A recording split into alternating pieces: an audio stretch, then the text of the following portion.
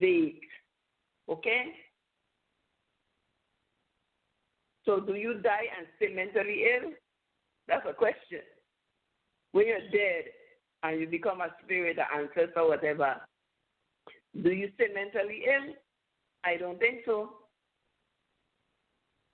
I don't think so. It's because death provides us a new opportunity to come again. Okay? And you're going to come again with the hereditary illness. Even if you come again with hereditary illness, the work has to go into it to alleviate that. That's why the ancestors are always calling for veneration. They're always calling for us to feed the earth. They're always calling for us to gather and in the mass and praise up and sing up and be happy with each other and to ask them for direction.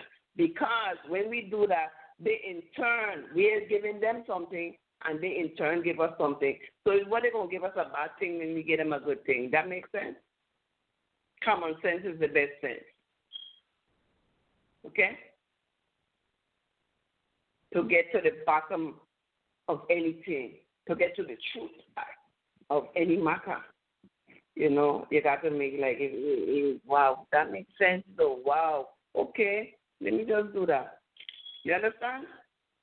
So I really feel that hereditary mental illness it might take collective effort because, where a lot of us are connected by different things, especially in places like a small island. You can't even be so sure about being with somebody from the same place as you because you might just be related to that person. You see what I mean? Okay? So now, what the informants are saying to the writer is that they say mental illness caused by natural, mystical, or supernatural and preternatural forces can be healed, but they leave the hereditary one out. And as a result, there's differential in the steps taken. For the naturally caused by mental illnesses, herbalists are contacted who usually administer herbal medicine, psychotherapy, while the mystically or supernaturally and preternaturally caused ones are better handled by the diviner. Okay?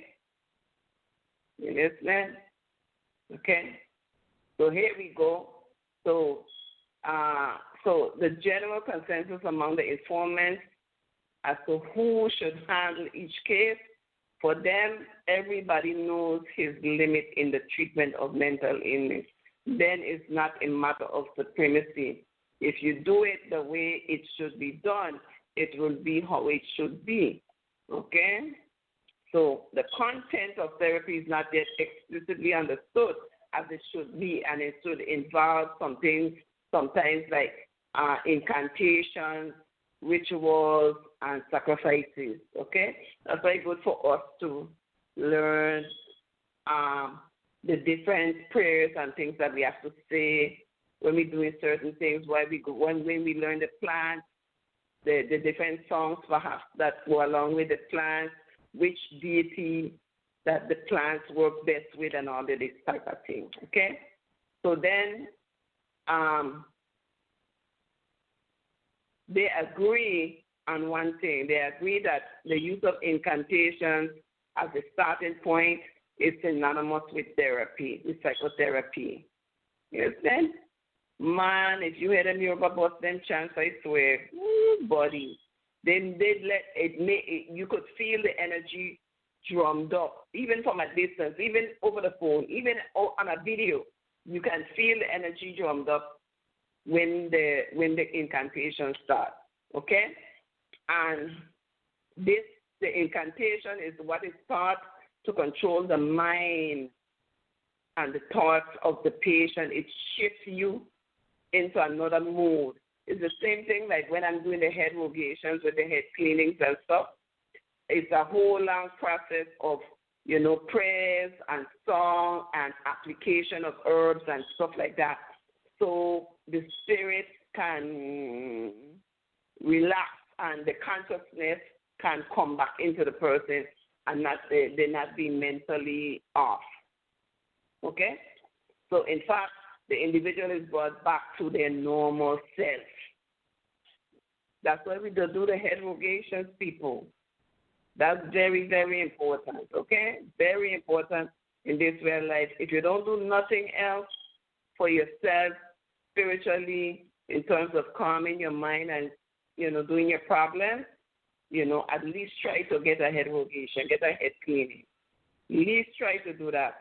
I try to instruct people, even because of the COVID, to do some form of semi-head cleaning that they can do themselves. You understand? And, if they need me to say the prayer while they're doing it and all this type of thing, I would surely, indulge them. But these kind of things is what's really important to keeping ourselves mentally stable and everything. To get your head cleaning, try to keep your head unclustered by all kind of negative energy that people are bringing out there. And you got to be careful in the way how people are presenting information to you about the Orisha and all this type of thing. So you don't get in that deviation mode where you're deviating from the actual thing that you're trying to project. You see what I mean? Okay? So what they're saying is here, implications for modern healthcare. So real quick, if we go over a little bit, if you stay online, we're able to still talk a little bit. If you hang up, then you wouldn't be able to get back in at 10 o'clock. But considering the perceived cause of or causes of mental illness among the Yoruba, right, the informants demonstrated the expertise in the healing art. However, wrong diagnoses are likely to happen since knowledge is based on mere observation and the world view. Meaning the world view, they think everything is something spiritual. Mostly. If something wrong with you mentally, they think somebody done do you something. Okay? Somebody done juju you or had you, put some obeah on you or something. Okay? So mental problems caused by natural factors are usually attributed to supernatural or preternatural factors. Okay? Preternatural causes. So the implication of this is delay in seeking appropriate modern medical care, of course. Nobody trying to go to no doctor if they could just go to the thing and, and rack up a doctor bill. Nobody's trying to do that, They just rather go get a divination done and find out they can this problem be solved now, and then they get the problem solved.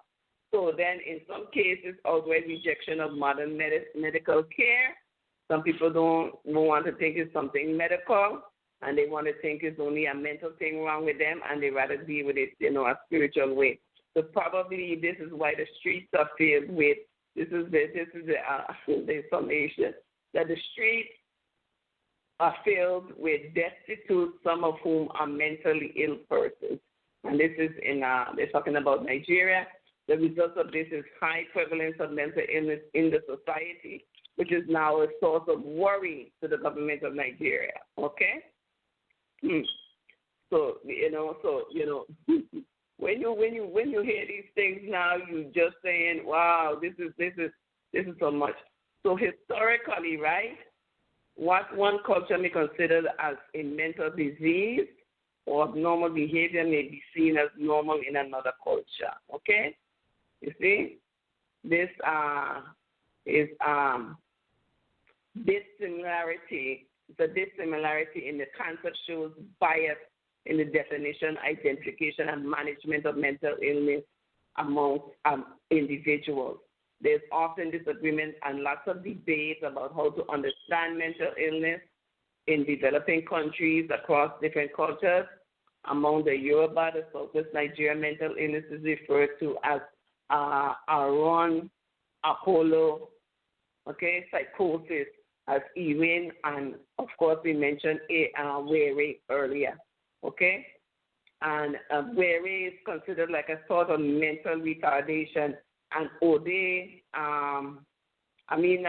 Were or Ewing is a sort of mental retardation as Ode or Adoyo, those two types of things. And the Yoruba people attribute its causes to four sources, namely Natural sources, again, accidents or drug induced. That's like natural. They consider that natural. And then supernatural or mystical forces like due to the wrath of God. And then preternatural source due to witches, right? And hereditary sources. Those are the 4 different ways. And there's categorization of mental illness into 3 categories. And then you have were, omotun ronwa, omotu orunwa, right? Omotu ronwa. Mental illness that is inborn, okay? And were Iran, hereditary mental illness, and were apiche, afflicted mental illness, meaning somebody do you behind something, okay? And so that's, basically our discussion and talk on this subject. And if any of you wish to have a word or 2 to say about it, you can raise your hand, and I will bring you on. Okay. We have less than 2 minutes, and I want to announce, but I say you can stay on extra if you want to after 10. If you hang up or you get cut off, you wouldn't be able to call back in. But I want to mention that on the 30th, I'm going to be doing a Zoom. That's Sunday, August 30th. I'm going to be doing a Zoom ancestral gathering and service. It's open to everybody. As we all have ancestors, where we're going to be doing not so much of a misa, having interaction, mediumistic interaction with them, but remembering our ancestors and discussing certain things concerning them. We're going to play music, play our drums. We're going to sing our songs, and we're going to, most of us, cook for them. We're going to do the 9 plates of food, 9 different dishes, like a 9-course meal, and then we're going to do the 9 drinks and have our candles, flowers, whatever it is that we're going to give them. I was asked to do this by the ancestors, and it says open to all ancestors, the ancestors of the land, because the ancestors are not need appeasement for all the trauma that the people are experiencing in the land right now, with all the COVID and all of this. So we're going to be doing that on the 30th of August. Zoom, I'm going to put the code and everything on Facebook to enter if you want to enter, and all the logistics. I'm going to try to put it out in an event so people could be prepared. If some people want to do it, they can have their ancestral staff and have their own altar ready. So, a lot of people in that follow the ways that I am teaching, they have their ancestral altars and everything already, okay? So they follow that way. Through their ancestors, everything else comes to fold. So if the ancestors are not pleased, then, ain't nothing happening, okay? And if you don't partake and participate with your ancestors, then when you go to Ifa with the bad behavior that the other ancestors have that you inherit, then you exhibit more of that. When Ifa initiates you, and you exhibit more of that in your own character, you start acting really bad. So, even to the people that are cursing me, I say, I wonder if they don't know that people from the Virgin Islands is master bad word cursers. Okay? That I could have done the same thing and cursed back at them too, and even make it sound worse than what they were saying to me. But I didn't take that route because of my own cultivation to the level of good character that I have at this point in time. And I hope that it increase as time goes by for me to have even better character, okay? But, I didn't retaliate to them in the same way they did to me. Maybe when I was 20 years old, I would do that. I'm in my 60s now. Why would I do that? But I was having people that even older than me was relating to me like that, okay? What form of mental illness was that?